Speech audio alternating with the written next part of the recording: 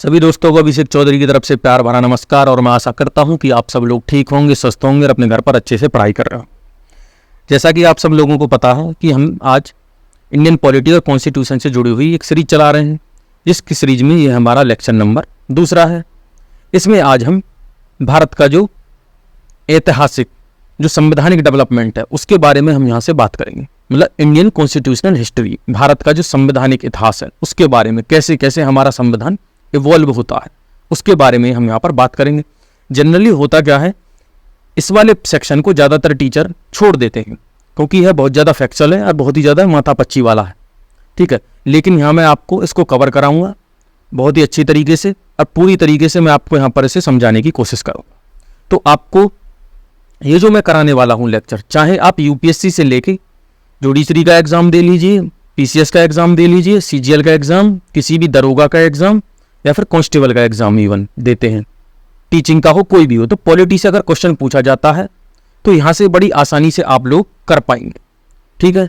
तो चलिए हम आगे को बढ़ते हैं इसी क्रम। तो यहाँ पर ये आपको दिखाई दे रहा होगा वर्ल्ड का मैप। वर्ल्ड के मैप में ये आपको प्यारा भारत ये हमारा दिखाई दे रहा होगा। यहाँ पर अफ्रीका है, ठीक है, ये एशिया वाला रीजन है, ये मध्य एशिया है आपका, यहाँ पर यूरोप है, ये दक्षिणी अमेरिका है, ये उत्तरी अमेरिका है और यहाँ पर ऑस्ट्रेलिया। देखिए प्राचीन समय में एक सिल्क रूट हुआ करता है जो कि यूरोप को और हमारे भारत को मतलब एशिया को जोड़ता था, यहाँ से व्यापार होता था। अब देखिए मान के चलिए हमारे यहाँ गन्ने की फसल उगती है, गन्ने से क्या बनती है, चीनी बनती है, गुड़ बनता है। और यूरोप में क्या है, यहाँ पर धातु वगैरह ये सब चीज़ होती हैं, ठीक है, धातु वगैरह कुछ भी चीज़ें हो तो हम धातु यहाँ से ले लेंगे और चीनी वगैरह यहाँ को एक्सपोर्ट कर देंगे, तो व्यापार ऐसे ही होता है। तो यहाँ से ये जो रूट था, यहाँ पे एक रीजन पड़ता है जिसे हम बोलते हैं टर्की। टर्की जो है एशिया के और आपके यूरोप के बीच में एक चौक पॉइंट था। देखिए आगे चल के जो टर्की वाला ये जो रीजन है ये 2 भागों में विभाजित हो जाता है, एक पूर्वी कुस्तुनतनिया, एक पश्चिमी कुस्तुनतनिया वाले रीजन में। जो पूर्वी कुस्तुनतनिया है इस पे जो इस्लाम धर्म के मानने वाले हैं, अरब रीजन, उनका अधिकार हो जाता है। यहाँ पर रोमन वाले जिन्हें हम बोलते हैं क्रिश्चियनिटी, इनका अधिकार हो जाता है, ठीक है। तो ये चौक पॉइंट टूट जाता है। अब क्या करते हैं, व्यापारी यहाँ से सामान लेके जाते हैं और यूरोप में ये ऊंचे दामों पर यहाँ पर बेचते हैं, ठीक है, क्योंकि यहाँ पर सामान की कमी है। देखिए इकोनॉमी में कोई भी डिमांड एंड सप्लाई का रूल है। डिमांड है चीज़ों की, सप्लाई कम है। सप्लाई कम है क्यों, अब यहाँ से जो संबंध है वो खराब हो गए हैं, तो अरब व्यापारी यहाँ से सामान खरीद के ले जाते हैं और यूरोप के बाजार में ऊंचे दामों पर बेचते हैं। तो इसी क्रम में देखते हुए यहाँ पर एक देश है पुर्तगाल।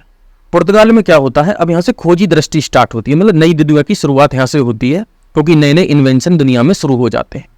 तो उसी क्रम में यहाँ पर एक यात्री जिसे हम बोलते हैं कोलंबस, ठीक है, वो कोलंबस भारत की खोज के लिए निकलता है, लेकिन यहाँ से निकलते हुए वो अमेरिका पहुँच जाता है, ठीक है, इंडिया नहीं पहुँचता वो, ठीक है, इंडिया नहीं पहुँचता है। तो यहाँ के लोगों को रेड इंडियन बोला जाता है। वहीं आगे चल के 1498 में एक और यात्री जिसे हम बोलते हैं वास्को डी गामा भारत की खोज में निकलता है।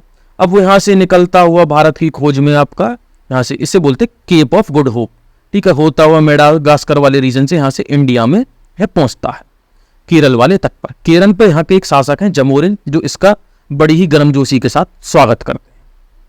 अब देखिए यहाँ से विदेशी कंपनियों का भारत में आगमन स्टार्ट हो जाता है।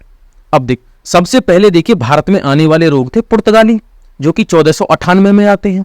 अब 1498 के बाद 1605 में आते हैं डच लोग, उसके बाद आते हैं 1608 में कौन से, अंग्रेज लोग, क्योंकि 1600 में क्या होती है, ईस्ट इंडिया कंपनी की फर्म होती है, ठीक है। वहां से एक 20 साल का पत्र लेके वो इंडिया में व्यापार के लिए आते हैं, ठीक है। 1620 में आपके डेनिश लोग इंडिया आते हैं, फिर उसके बाद लास्ट में फ्रांसीसी आते हैं 1664 में, सबसे लास्ट में आते हैं लेकिन सबसे ज्यादा प्रभावशाली भी होते हैं। अब देखिए बात शुरुआत होती है यहाँ से। अब सारी कंपनियां भारत में काम कर रही हैं आराम आराम से व्यापार के लिए, ठीक है। 1717 में ये जो हमारी ब्रिटिश ईस्ट इंडिया कंपनी है बंगाल के क्षेत्र में, ये क्या करती है, बंगाल का एक शासक है जिसे हम बोलते हैं फर्रुखसियार। अब फर्रुखसियार से ये एक रॉयल फरमान ले लेती है, किस चीज़ का, एक रॉयल फरमान ले लेती है। जहाँ से होता क्या है, रॉयल फरमान लेने के बाद जो ईस्ट इंडिया कंपनी है इसको बंगाल, बिहार और उड़ीसा जो है वहाँ पर करमुक्त व्यापार का एकाधिकार प्राप्त हो जाता है। अब मान के चलिए ब्रिटिश ईस्ट इंडिया कंपनी को करमुक्त व्यापार का एकाधिकार मिल गया, मतलब वो व्यापार करेंगे लेकिन टैक्स नहीं देंगे। तो मान के चलिए ये सब ये जो जितनी भी कंपनियां हैं ये पीछे रह जाएंगी, ठीक है, पीछे रह जाएंगी। जैसे आज की डेट में आप जियो का उदाहरण लेके चलिए, जब जियो स्टार्टिंग में आया था तो जियो ने फ्री नेट दिया था, तो वोडाफोन हुई हमारी, एयरटेल हुई, बाकी सारी कंपनियों का क्या हाल हुआ था, सारी बेकार हो गई। ठीक है, उसी तरीके से अंग्रेजों को यहाँ पर एक स्पेशल राइट मिल जाता है बिना टैक्स के, बंगाल, बिहार और उड़ीसा। अब मान के चलिए यहाँ से सामान लेके जाएंगी, सस्ता खरीद रहे हैं, ना कोई टैक्स देना पड़ेगा, और जाके ऊंचे दामों पे बेचेंगी तो इनका मुनाफा होगा। अब इसी मुनाफे को देखते हुए ये कंपनी क्या करती हैं, इनकी राजनीतिक जो सोच है वो बदल जाती है। मतलब अब ये व्यापारिक कंपनी से हटते हुए अब इनकी सोच बदल जाती है भारत में शासन करने वाले। आप बस इतना समझिएगा। अब देखिए कुछ इवेंट होते हैं जो कि भारत में ईस्ट इंडिया कंपनी की स्थिति को मजबूत करते हैं, और भारत का जो कोलोनाइजेशन है, जिसे हम बोलते हैं औपनिवेशीकरण, उसकी स्टार्टिंग हो जाती है। 23 जून 1757 में एक घटना घटित होती है जिसे हम बोलते हैं बैटल ऑफ प्लासी। प्लासी में होता क्या है, बंगाल का नवाब है सिराजुद्दौला और फ्रांसीसी कंपनी, ये दोनों एक साइड होती हैं। ठीक है, और दूसरी तरफ होती है ब्रिटिश ईस्ट इंडिया कंपनी, जिसको रॉबर्ट क्लाइव नाम का ये जो शासक है ये हेड करता है। इस युद्ध में होता क्या है, देखिए ये जो युद्ध है ना, बैटल ऑफ प्लासी, ये धोखे का युद्ध है। धोखे का युद्ध कैसा है कि सिराजुद्दौला का जो कमांडर इन चीफ है, जो कि सेनापति है, जिसे हम बोलते हैं मीर जाफर, वो मिल जाता है रॉबर्ट क्लाइव से और इसको हरवा देता है। ठीक है, यहाँ पर एक दो लोग और हैं। ठीक है, यहाँ के कुछ अमीर लोग हैं, वो भी ब्रिटिश ईस्ट इंडिया कंपनी की तरफ हो जाते हैं, क्योंकि इन्हें ये कुछ ना कुछ लालच देते हैं, और मीर जाफर को लालच देते हैं ये नवाब बनाने का, तो ये इनकी तरफ शामिल हो जाता है और सिराजुद्दौला की यहाँ पर हार हो जाती है। हार होने के बाद जो रॉबर्ट क्लाइव है, अब इसका जो ईस्ट इंडिया कंपनी ने रॉबर्ट क्लाइव को क्या बनाया है, नवाब बनाया है, तो अब रॉबर्ट क्लाइव क्या है, इनकी कठपुतली के रूप में काम करेगा। अब कठपुतली के रूप में काम क्या करेगा भाई, यहाँ का जो शासन होगा, कंपनी कुछ भी गलत काम करेगी तो ये कोई भी कदम नहीं उठा पाएगा मीर जाफर। ठीक है, मीर जाफर को बंगाल का नवाब बना दिया। तो देखिए ये जो घटना है, इसको इतिहासकार बोलते हैं भारत में साम्राज्यवाद की शुरुआत कहते हैं। लड़ाई धोखे की थी, लेकिन यहाँ से भारत में साम्राज्यवाद की शुरुआत हो जाती है, जिसे हम बोलते हैं इंपीरियलिज्म। आगे चलते हैं। देखिए इसके बाद ये जो मेजर घटना होती है, ये भारत के पूरे परिदृश्य को बदल देती है आने वाले 200 सालों के लिए। 22 अक्टूबर 1764 में बैटल ऑफ बक्सर होता है, जिसे हम बोलते हैं बक्सर का युद्ध। बक्सर के युद्ध में होता क्या है, ये जो मीर कासिम है, जो कि बंगाल का नवाब है अब, ठीक है, ये मीर कासिम जो है ये मीर जाफर का दामाद है, क्योंकि मीर जाफर जो है ये कंपनी की जो इच्छाएं हैं उनको पूरी नहीं कर पा रहा है, तो इन्हें हटाकर ये मीर कासिम को क्या बना देते हैं, बंगाल का नवाब। अब मीर कासिम को भी पता है कि कंपनी क्या क्या मायने रखती है। ठीक है, तो ये कार्टेल बनाता है किसके साथ मिलकर, शुजाउद्दौला के साथ मिलकर, जो कि अवध का नवाब है, और शाह आलम द्वितीय, जो कि मुगल शहंशाह है, जो भारत का मुगल शहंशाह है। ये तीनों मिलकर अब ब्रिटिश ईस्ट इंडिया कंपनी से आमने सामने की लड़ाई करते हैं, जिसे हेक्टर मुनरो लीड करता है। युद्ध का परिणाम क्या होता है, इन तीनों की हार होती है। हार होने के बाद इसका जो रिजल्ट होता है वो 1765 में इलाहाबाद की संधि के रूप में आपको सामने दिखाई देता है। ये जो इलाहाबाद की संधि है आपकी, वो शाह आलम द्वितीय और रॉबर्ट क्लाइव के बीच में होती है। ठीक है, इसमें होता क्या है, देखिए बंगाल, बिहार और उड़ीसा के ये जो दीवानी अधिकार, बंगाल, बिहार और उड़ीसा के जो दीवानी अधिकार है, मतलब जो राजस्व वसूलने के, मतलब टैक्स जो कलेक्शन है, उसके अधिकार कंपनी प्राप्त कर लेती है। तो यहां से होता क्या है, बंगाल में द्वैध शासन की शुरुआत हो जाती है। ठीक है, द्वैध शासन का मतलब क्या है, अब यहां पर आप देखिएगा, देखिए दीवानी अधिकार और निजामत अधिकार दो तरीके होते हैं। दीवानी मतलब राजस्व वसूलने का, जो टैक्स का है, और निजामत कौन सा है, पुलिस और न्यायिक कार्य। अब देखिए द्वैध शासन क्या है, मतलब ये समझिए दो तरीके का यहाँ पे कार्य हो रहा है। कंपनी राजस्व वसूल रही है, लेकिन जो पुलिस व्यवस्था है, न्यायिक व्यवस्था है, जो प्रशासन का काम है, वो क्या कर रहे हैं, बंगाल का नवाब कर रहा है अभी भी।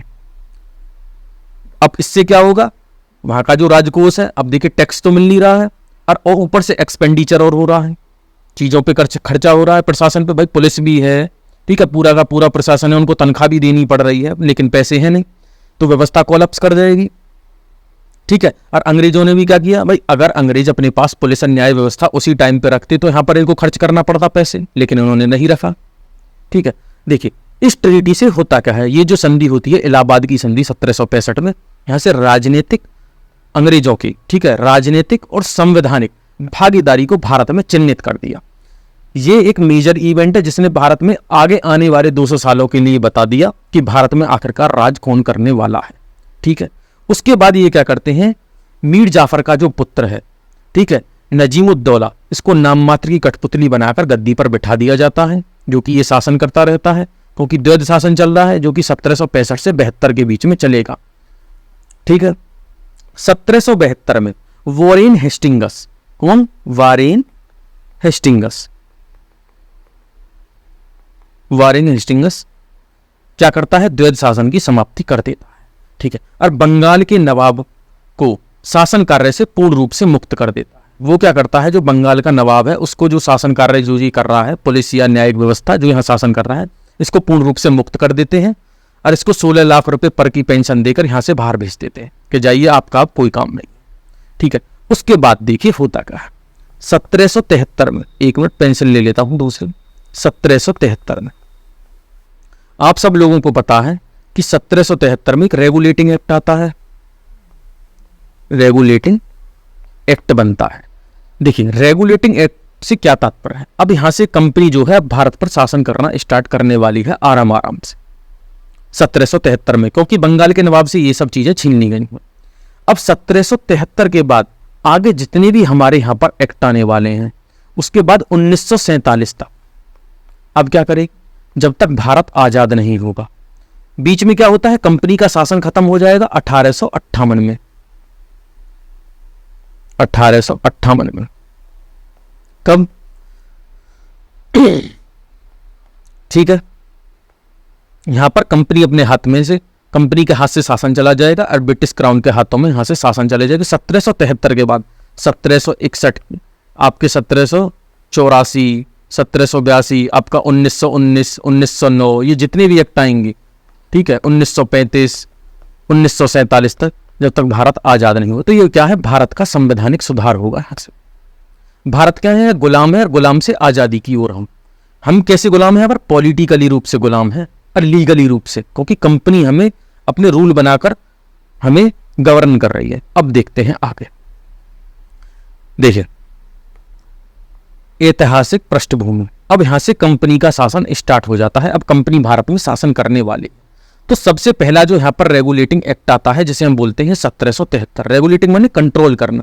इसका उद्देश्य क्या है? देखिए इसका उद्देश्य था, जो इस टाइम पे कंपनी में जो व्याप्त था, क्या भ्रष्टाचार बहुत ज्यादा था और कुशासन, कंपनी जो है बहुत गलत कार्य कर रही थी, इनको दूर करना था इस एक्ट का जो उद्देश्य था। कौन सा? रेगुलेटिंग एक्ट 1773 का। अब देखिए इस एक्ट में 4-5 चीजें होती हैं जो कि हमको ध्यान रखनी है। ठीक है, सबसे पहले इसमें होता क्या? भारत में केंद्रीय प्रशासन की नींव रखती जाती है, एक सेंट्रल प्रशासन की नींव रखी जाती है। अब तक क्या था? बंगाल अलग है, बिहार अलग है, उड़ीसा अलग है, मद्रास अलग है, ठीक है, बंबई अलग है। अब क्या है? केंद्रीय प्रशासन, मतलब यहां से पूरा देश गवर्न होगा। ठीक है, एक केंद्रीय प्रशासन जैसे मुगल साम्राज्य का ये अल्टरनेटिव बन जाता है। तो भारत में केंद्रीय प्रशासन की नींव रखती जाती है किससे? रेगुलेटिंग एक्ट 1773 से। और कंपनी के जो राजनीतिक और जो प्रशासनिक कार्य हैं उनको मान्यता दे दी जाती है। कंपनी के राजनीतिक और जो प्रशासनिक कार्य हैं, मतलब पॉलिटिकल जो कार्य हैं और जो एडमिनिस्ट्रेटिव कार्य हैं, उनको मान्यता दे दी जाती है। देखिए एक काम क्या होता है सबसे ज्यादा जो इंपॉर्टेंट है, जो बंगाल का जो अब तक गवर्नर था, बंगाल में होता था देखिए गवर्नर, और बंगाल के गवर्नर को अब क्या बना दिया जाता है? बंगाल का गवर्नर जनरल। और प्रथम गवर्नर जनरल वारेन हेस्टिंगस को बनाया जाता है, जो कि द्वैध शासन की समाप्ति करता है बंगाल में। ठीक है, अब क्या होता है? मद्रास और जो बंबई थी इसको इनके अधीन कर देता है। देखिए एक मैप बनाकर मैं आपको यहां पर थोड़ा सा कुछ बता देता हूं। सॉरी एक मिनट,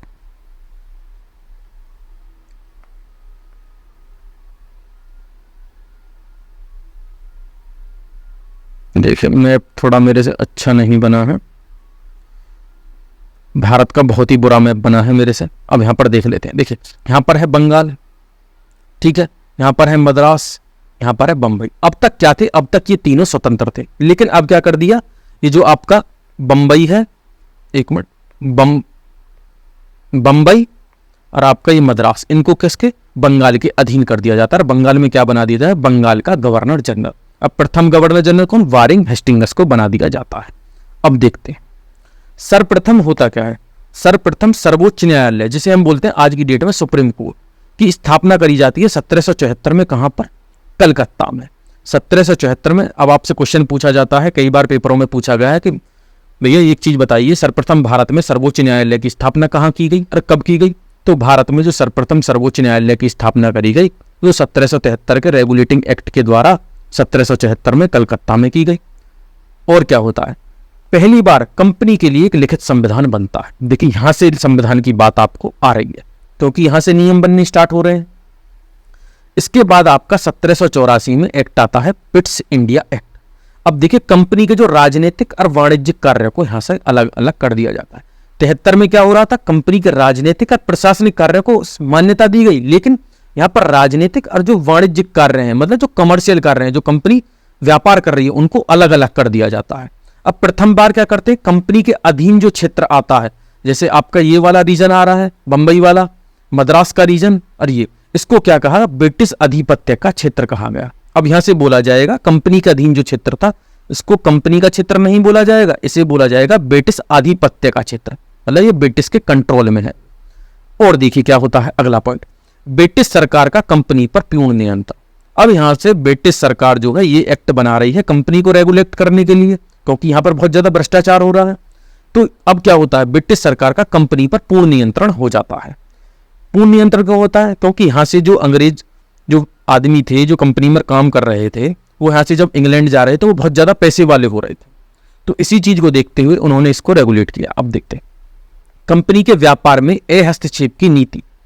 देखिए उन्होंने कंपनी पर पूर्ण नियंत्रण तो किया, लेकिन कंपनी जो व्यापार कर रही थी उसमें अभी तक उन्होंने हस्तक्षेप किया, मतलब अभी उसमें हस्तक्षेप वो नहीं कर रहे हैं। कौन, ब्रिटिश सरकार। इसके बाद 1786 का एक्ट आता है, जिसमें गवर्नर जनरल को विशेष परिस्थितियों में, जो गवर्नर जनरल है कौन है, बंगाल का, उसको विशेष परिस्थितियां, अगर कोई ऐसी स्पेशल सर्कमस्टेंसेस बनती हैं, अपनी परिषद के निर्णय को रद्द करने का तथा अपने निर्णय को लागू करने का अधिकार दे दिया गया। मान के चलिए एक तरीके की वीटो पावर यहीं से जनरेट हो रही है विशेष परिस्थितियों में, ठीक है। अब आता है 1833 का चार्टर एक्ट। अब ये बंगाल का जो गवर्नर जनरल है, इसको क्या बना दिया जाता है, भारत का गवर्नर जनरल। अब प्रथम गवर्नर जनरल कौन है, विलियम बेंटिक, ठीक है। अब और क्या होता है, 1833 के चार्टर एक्ट में प्रथम लॉ कमीशन, जिसे हम बोलते हैं प्रथम विधि आयोग, 1834 में स्थापित किया जाता है। और जो हमारे प्रथम विधि सदस्य हैं लॉर्ड मैकॉले, इनको बनाया जाता है, ठीक है। बहुत ही फेमस पर्सनैलिटी है लॉर्ड मैकॉले। अब देखिए ईस्ट इंडिया कंपनी की जो व्यापारिक गतिविधियां हैं उनको समाप्त कर दिया जाता है। केवल अब कंपनी क्या रह जाती है, प्रशासनिक निकाय बनकर रह जाती है। व्यापारिक गतिविधियां समाप्त, अब कंपनी क्या करेगी, एडमिनिस्ट्रेशन का काम देखेगी, ठीक है। जैसे कि आज की डेट में हमारे डीएम और एसपी एडमिनिस्ट्रेशन का काम देखते हैं, तो कंपनी अब क्या रहेगी, व्यापार खत्म कर दिया गया उसका, अब वो केवल प्रशासनिक निकाय बनकर रह जाती है, ठीक है, एडमिनिस्ट्रेटिव एंटिटी बनकर। अब देखिए क्या पहली बार सिविल सेवा को हेतु, जो आज की डेट में हमारी सिविल सेवाएं होती हैं, जिनके माध्यम से आईएएस, आईपीएस, आईएफएस ऑफिसर ये जो बनते हैं, आईआरएस, उनके लिए खुली प्रतियोगिता का असफल प्रयास किया गया।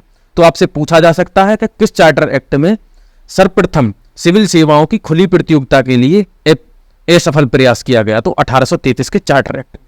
तो ये सब चीजें यहां से इंपॉर्टेंट है। अब देखिए 1853 का चार्टर एक्ट इसके बाद आता है, ठीक है। इस एक्ट में क्या होता है, इस एक्ट द्वारा गवर्नर जनरल के जो विधायी कार्य थे, जो कानून बनाने के कार्य थे, जो लेजिस्लेटर पावर थी, और प्रशासनिक कार्यों को अलग अलग कर दिया, ठीक है।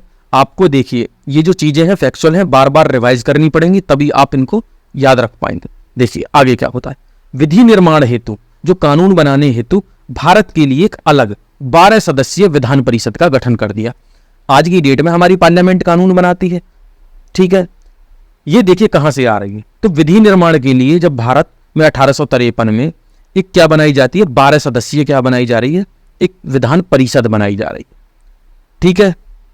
देखिए आगे क्या होता है, जिसे हम बोलते हैं ऑल इंडिया लेजिस्लेटिव काउंसिल की स्थापना करी गई। अब आपसे पूछा जा सकता है कि पहली विधान परिषद कब बनाई गई, 1853 का जो चार्टर एक्ट था उसके माध्यम से ऑल इंडिया लेजिस्लेटिव काउंसिल की स्थापना की जाती है, जिसमें 12 सदस्य होते थे। अब देखिए सर्वप्रथम यह क्या होता है, पहली बार क्षेत्रीय प्रतिनिधित्व का सिद्धांत लागू किया जाता है। अब भारत विभिन्न क्षेत्रों में बटा हुआ है, अलग अलग क्षेत्रों से लोगों को यहाँ पर राइट दिए गए, ठीक है। उनको क्षेत्रीय प्रतिनिधित्व दिया गया कि आप अपने क्षेत्र की बात लेकर आइए और यहाँ आके बताइए, ठीक है, और उसके हिसाब से हम कानून बनाएंगे। अब देखिए आगे क्या होता है, सिविल सेवकों हेतु खुली प्रतियोगिता अब यहाँ पर स्टार्ट हो गई। अब सिविल सेवकों हेतु जो हमारे आईएएस आईपीएस जो आज की डेट में है, उनके लिए खुली प्रतियोगिता कब से स्टार्ट हुई, 1853 के चार्टर में कंपनी के कर्मचारियों के लिए हुई, ठीक है। आगे क्या है, विधि सदस्य को, जो हमारे विधि सदस्य थे प्रथम लॉर्ड मेकाले को, गवर्नर जनरल की परिषद का पूर्ण सदस्य बना दिया गया। गवर्नर जनरल की क्या होती थी? परिषद होती थी जो कानून बनाती थी। तो उसमें जो विधि सदस्य होता था उसको पूर्ण सदस्य बना दिया गया है इसके माध्यम से 1853 के चार्टर से।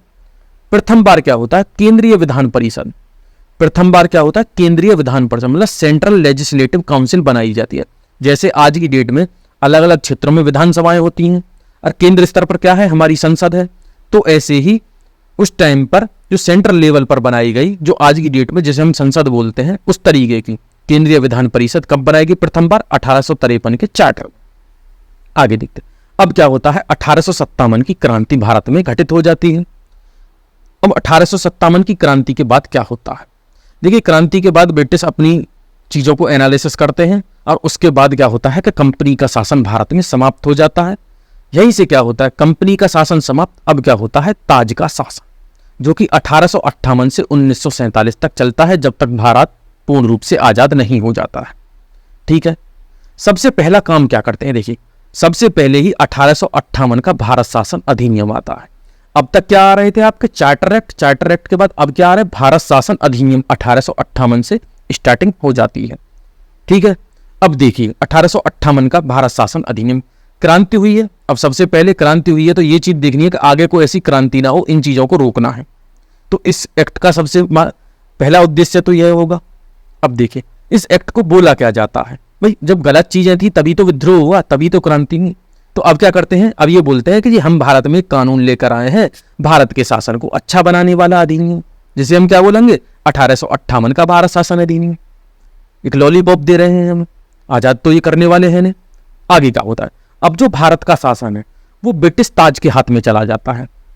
अब भारत का जो शासन पहले कंपनी के हाथ में था, वो 1857 की क्रांति के बाद वो क्या होता है? ब्रिटिश ताज के हाथों में चला जाता है। अब पूर्ण रूप से ब्रिटिश गवर्नमेंट इंडिया को रूल करेगी। अब क्या होता है? देखिए, गवर्नर जनरल का नया नाम, अब जो गवर्नर जनरल थे उनका नाम क्या हो जाता है? वॉयसराय कर दिया जाता है। और जो प्रथम वॉयसराय थे उनका नाम था लॉर्ड कैनिंग। लॉर्ड कैनिंग क्या है? देखिए, भारत में ब्रिटिश क्राउन का, जो ब्रिटिश ताज है, उसका प्रत्यक्ष प्रतिनिधि, मतलब उसका डायरेक्ट रिप्रेजेंटेटिव था ये इंडिया में वॉयसराय। सारी चीजें वहां को बताएगा ये। ठीक है, अब देखिए, भारत के एक राज्य सचिव की नियुक्ति करी गई, जो कि लॉर्ड स्टैनली थे। पहले भारत में राज्य सचिव की नियुक्ति कर दी। देखिए, राज्य सचिव कौन होता था? ब्रिटिश कैबिनेट का ये सदस्य होता था। मान के चलिए, ऐसे आज की डेट में प्रधानमंत्री जी की कैबिनेट है, जिसमें हमारी निर्मला सीतारमण जी क्या है? वित्त मंत्री हैं। ठीक है, फॉरेन मिनिस्टर कौन है? एस जयशंकर साहब है। तो उस टाइम पर जो ब्रिटिश की जो क्या थी? कैबिनेट थी, उनके एक सदस्य होते थे, जो कि भारत में राज्य सचिव के नाम से इनकी नियुक्ति करी गई, जो कि क्या थे? ब्रिटिश कैबिनेट का सदस्य होता था ये भारत सचिव, भारत का राज्य सचिव। और ब्रिटिश संसद के प्रति ये उत्तरदायी होता था। यहाँ के प्रति नहीं, मतलब ये जो था वायसराय के प्रति उत्तरदायी नहीं है, ये है ब्रिटिश संसद के प्रति उत्तरदायी। ठीक है, ब्रिटिश संसद के प्रति उत्तरदायी। अब देखिए, इसके बाद क्या होता है? इसके बाद 1861 के भारत परिषद अधिनियम होता है। ये कहते हैं अब और कुछ देते हैं हम आपको। 1861 में क्या होता है? वायसराय की जो परिषद है, ये जो वायसराय महोदय हैं, इनकी जो परिषद है, इनमें 3 भारतीय सदस्यों को नामांकित किया जाता है। आराम आराम से क्या कर रहे हैं? रिप्रेजेंटेशन दे रहे हैं हमको बोल रहे हैं कि आइए तुम भी कानून में शामिल होइए। लॉलीपॉप दिखा रहे हैं एक तरीके से कि हाँ जी, हम जो रूल कर रहे हैं इंडिया पे, पूरी दुनिया को दिखा रहे हैं कि उसमें भारतीय भी शामिल हैं, हम जबरदस्ती नहीं कर रहे हैं। तो ये क्या करते हैं? एक बनारस के राजा हैं, इनको शामिल करते हैं, और एक पटियाला के महाराज है, और एक सर दिनकर राव होलकर हैं, इनको ये शामिल कर लेते हैं। ये क्वेश्चन कई बार पूछा गया है, आप इसको ध्यान में रखिएगा। अब क्या होता है? यहां से एक चीज की और शुरुआत हो रही है, विकेंद्रीकरण की शुरुआत। विकेंद्रीकरण मतलब क्या? पहले जो शक्तियां थी वो एक ही चीज में नहीं थी, अब क्या हो रहा है? अब यहां से अलग अलग। जैसे आज की डेट में आप देखेंगे विकेंद्रीकरण क्या है? शक्तियों के विभाजन कुल मिला के। जैसे प्रधानमंत्री जी, उसके बाद अलग वित्त मंत्री, किसके लिए? वित्त डिपार्टमेंट के लिए, फॉरेन मिनिस्टर अलग डिपार्टमेंट के लिए, डिफेंस मिनिस्टर अलग डिपार्टमेंट के लिए। ऐसे ही उस टाइम पे शक्तियों का विकेंद्रीकरण की शुरुआत करी गई। तो ये मद्रास जो था आपका, ये बंबई था, इसको पुनः विधायी शक्तियां दे दी गई।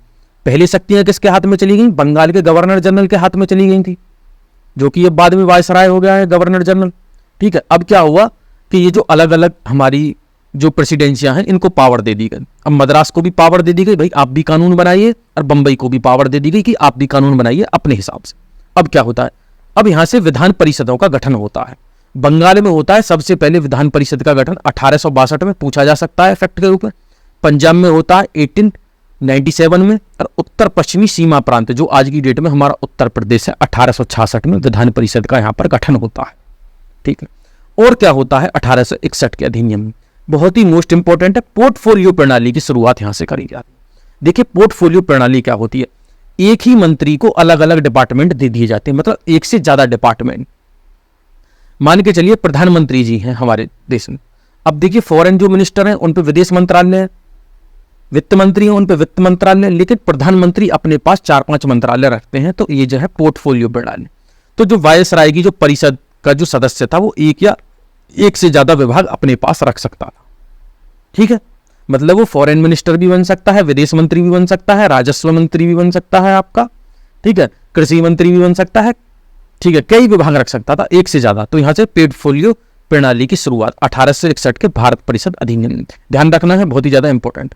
आगे देखते हैं, अध्यादेश जारी करने की शक्ति दे दी गई। जो ऑर्डिनेंस होता है ना आज की डेट में, ठीक है, एकदम हमको कोई कानून लागू करना है तो उसके लिए हम क्या करते हैं, ऑर्डिनेंस। आज भी देखेंगे हम ऑर्डिनेंस हमारा अधिकतम 6 माह तक लागू रहता है, तो यहीं से आता है 1861 के भारत परिषद अधिनियम से। ठीक है, आगे देखते हैं। आगे देखिए 1855 में 1885 में क्या होता है, कांग्रेस की स्थापना कर दी जाती है सर ए.ओ. ह्यूम द्वारा। ठीक है, और इल्बर्ट बिल आता है 1883 में। देखिए इल्बर्ट बिल क्या है, इस पर विवाद हो जाता है। अब तक क्या था, जो विदेशी हमारा जो मजिस्ट्रेट होता था वो ही जो श्वेत लोग होते थे उनका विवाद सुन सकता था, सिविल हो दीवानी हो कोई भी हो, मतलब वही उनका ट्रायल कर सकता था। इसके बाद क्या होता है, जो भारतीय लोग थे, जो भारतीय मजिस्ट्रेट थे, वो अब अंग्रेज जो कि विदेशी लोग थे, श्वेत थे, उनका ट्रायल सुन सकता था। तो इस चीज पर यहां पर विवाद होता है। ठीक है, अब देखिए कितनी अमानवीय स्थिति थी। अब देखिए इसके बाद क्या होता है, भारत परिषद अधिनियम आता है 1892 में। इसमें क्या होता है, विधान परिषद के सदस्यों को बजट पर अपने विचार प्रकट करने का अधिकार दे दिया। ये जो बजट होता था इस पर अपने विचार ये प्रकट कर सकते हैं, और जो सार्वजनिक हित के मामलों पर प्रश्न पूछने का अधिकार दे दिया गया।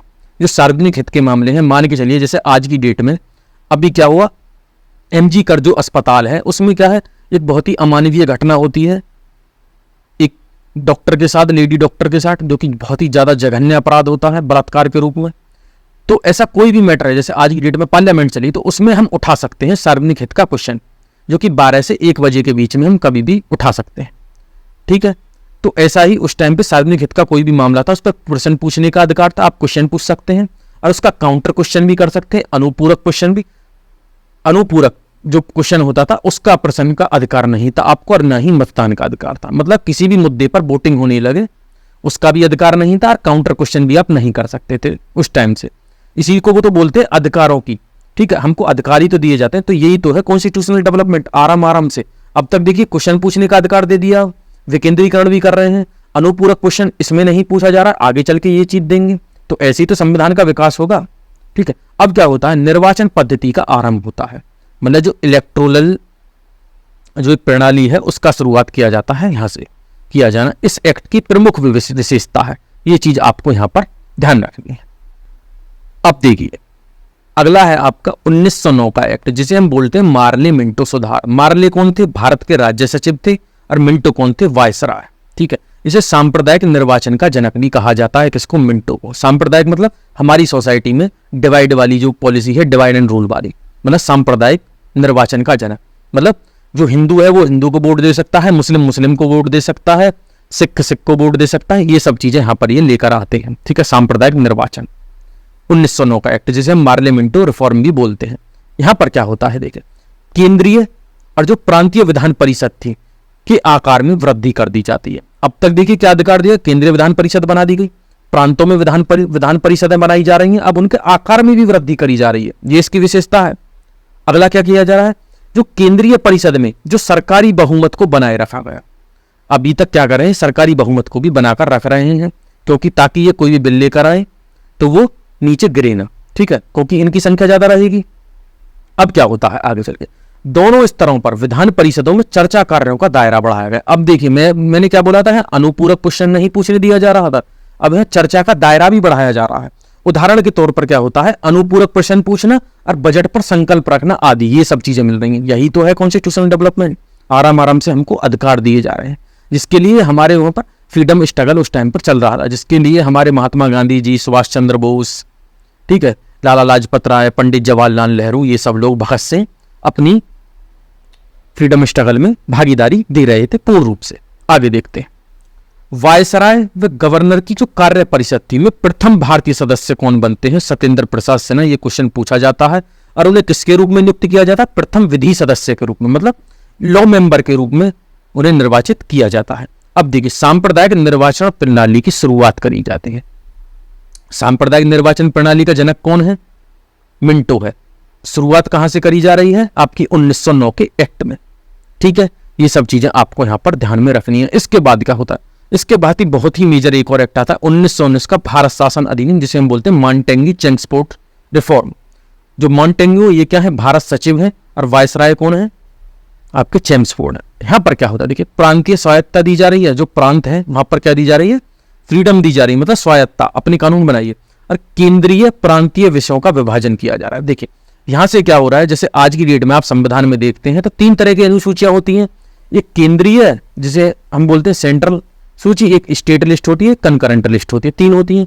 तो देखिए यहां पर क्या बात चल रही है? केंद्रीय प्रांतीय विषयों को बांटा जा रहा है, मतलब कुछ ऐसे सब्जेक्ट जहां पर केंद्र कानून बना सकता है और कुछ ऐसे सब्जेक्ट जहां पर राज्य कानून बना सकता है। तो इन सब चीजों का यहां पर विभाजन किया जा रहा है। अब प्रांतों में द्वैध शासन की शुरुआत, देखिए ये बहुत ही ज्यादा इंपॉर्टेंट है। 1909 के एक्ट का जो प्रांत है, अब तक क्या था? केंद्रीय स्तर पर द्वैध शासन था, अब प्रांतों पर द्वैध शासन की शुरुआत यहां पर करी जा रही है, ठीक है। पहली बार उत्तरदायी शासन शब्द का स्पष्ट प्रयोग किया गया।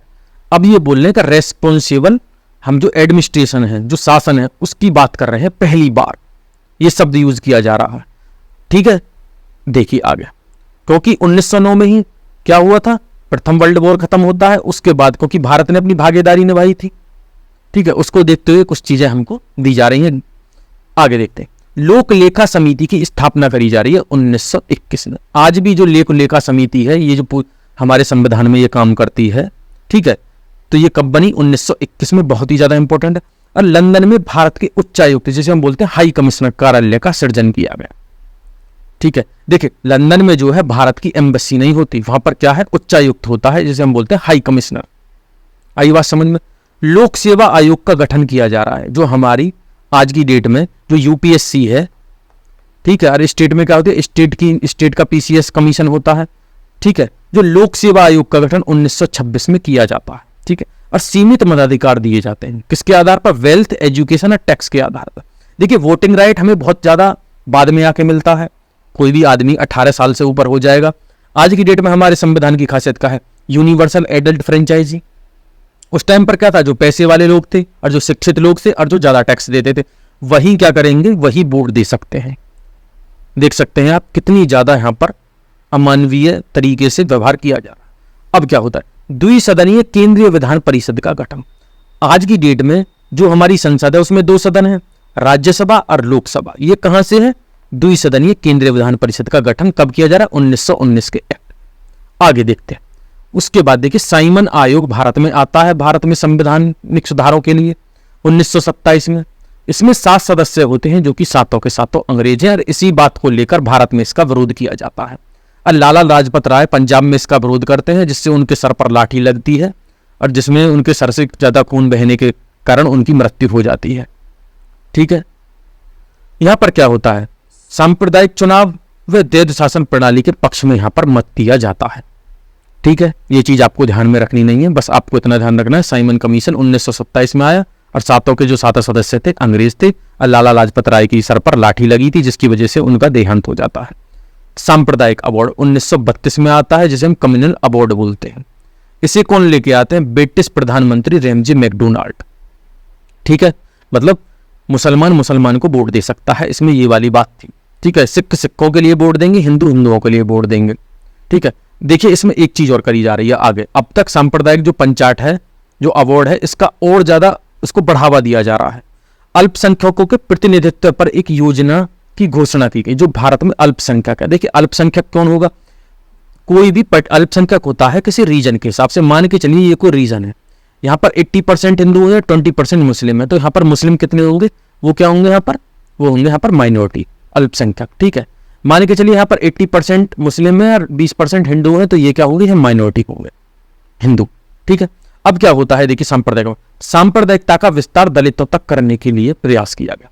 यहाँ पर क्या किया गया कि जो दलित है, अब हिंदू सोसाइटी को भी तोड़ा जा रहा था कि दलित जो है वो दलित को ही केवल वोट कर सकते हैं। ठीक है, इसी बात को लेकर हमारे जो महात्मा गांधी है वो आंदोलन पर बैठ जाते हैं, आमरण अनशन पर, जिसके बाद पूना पैक्ट होता है अंबेडकर साहब के बीच में और महात्मा गांधी के बीच में।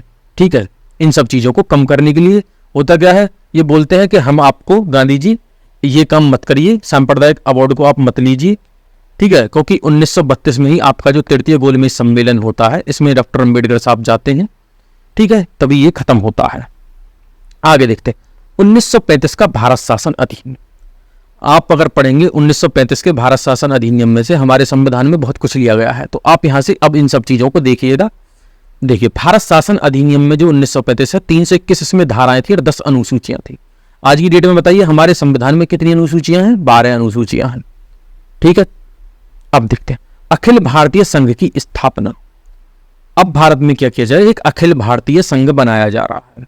ठीक है, अलग अलग राज्यों को मिलाकर क्या है, अखिल भारतीय संघ, जिसमें संघीय सूची, राज्य सूची और समवर्ती सूची, मतलब यूनियन लिस्ट, स्टेट लिस्ट और कंकरेंट लिस्ट बनाई जा रही। संघ सूची पर केंद्र कानून बना सकता है, राज्य सूची पर राज्य कानून बना सकता है, समवर्ती सूची पर राज्य भी कानून बना सकता है, केंद्र भी कानून बनाया जा सकता है। ठीक है, इसकी सबसे प्रमुख विशेषता ये थी। और देखिए क्या होता, प्रांतों में द्वैध शासन की समाप्ति व केंद्र में लागू। अब क्या किया जा रहा है, प्रांतों में द्वैध शासन समाप्त कर रहे हैं, अब केंद्र स्तर पर लागू कर रहे हैं। सांप्रदायिक निर्वाचन का विस्तार करते हैं दलित जातियों तक, मजदूरों तक और महिलाओं तक। देख, इसकी मैं अभी बात कर रहा था, जिसमें महात्मा गांधी जो पूना पैक्ट के माध्यम से ये सब चीजें खत्म होती हैं। ठीक है, अब देखिए क्या होता है, मताधिकार का विस्तार किया जा रहा है। लगभग 10% जनसंख्या को अब क्या दिया जाए, वोटिंग राइट दिया जाए। अब देखिए इसमें और सब चीजें क्या होती है। आपसे पूछा जाता है आरबीआई की जो स्थापना है, भारत का जो रिजर्व बैंक है वो कब से बनता है, 1935 के भारत शासन अधिनियम से आरबीआई की स्थापना होती है, जो कि 1924 में एक यंग हिल्टन कमीशन बनाया जाता है, उसकी सिफारिश पर 1935 में किसकी, आरबीआई की स्थापना होती है। अब देखिए प्रांतीय लोक सेवा आयोग का गठन। अब तक मैंने क्या बताया था, जैसे कि केंद्र में आपका क्या है, यूपीएससी है, संघ लोक सेवा आयोग, और स्टेट में क्या है, राज्य लोक सेवा आयोग होते हैं। उत्तर प्रदेश का अलग, एमपी का अलग, सब स्टेटों के अपने अलग अलग होते हैं। तो ये प्रांतीय लोक सेवा आयोगों का गठन किया जाता है 1935 के भारत शासन अधिनियम से। और एक संघीय न्यायालय बनाया जाता है 1935 में। संघीय न्यायालय कैसा, मान के चलिए भारत में डिस्टिंक्शन, भारत एक संघ है, आप सबको भी पता होगा। उत्तर प्रदेश उच्च न्यायालय है, मध्य प्रदेश उच्च न्यायालय है, बंगाल का उच्च न्यायालय है, सब उच्च न्यायालय है। पर बाकी सबके ऊपर क्या है, सुप्रीम कोर्ट। तो ये क्या है, संघीय न्यायालय है आपका, सुप्रीम कोर्ट। तो संघीय न्यायालय 1937 में ये बनाया जाता है और भारत परिषद की समाप्ति करी जाती है। ठीक है, 1858 के जो एक्ट द्वारा बनाई गई थी जो भारत परिषद, उसकी समाप्ति यहाँ पर कर दी जाती है। देखिए इस लेक्चर में फिलहाल इतना ही है, अगले लेक्चर में आगे की बातें मैं कंक्लूड करूंगा। अगर ये लेक्चर आपको समझ में आया हो तो आप अपने मित्रों के साथ इसको शेयर करिएगा, इसको बार बार देखिए और इसके नोट्स जरूर बनाइएगा। ठीक है, धन्यवाद।